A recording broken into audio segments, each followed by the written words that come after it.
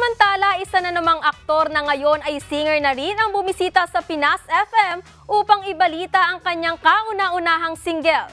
Ipinakilala ni Tony Labrusca ang kanyang original song na Tanging Ikaw, na ngayon ay mayroon na ring music video. Ang iba pang mga detalye sa report na ito.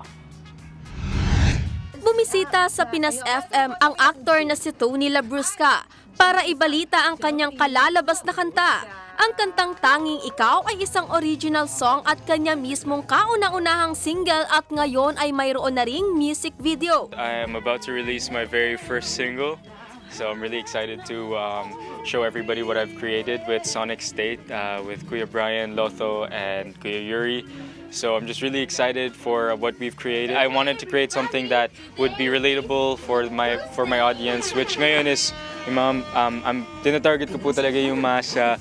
I want to be able to please them and hopefully really grab their interest in this song.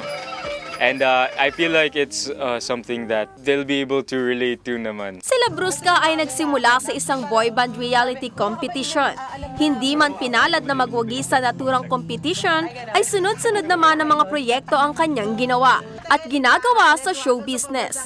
Nagpapasalamat naman si Labrusca sa kanyang mga fans at followers dahil sa patuloy na ibinibigay na suporta ng mga ito sa kanya. Hanga din si Labrusca sa Pinas FM dahil sa patuloy na pagtataguyod at advokasya nito na suportahan ang OPM Music.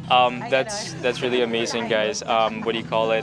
I'm so proud of my Pinoy heritage, and I'm so proud of Pinoys out there that are spreading such good music. You know what I mean? Filipinos, we really are so creative, and so it's awesome that there's a radio station specifically for Pinoy artists and OPM music. So that's really awesome, and I feel super honored that for the very first time that my music's gonna be played is gonna be... Nakalabas na ang kantang Tanging Ikaw ni Tony sa mga digital platform at music stores online.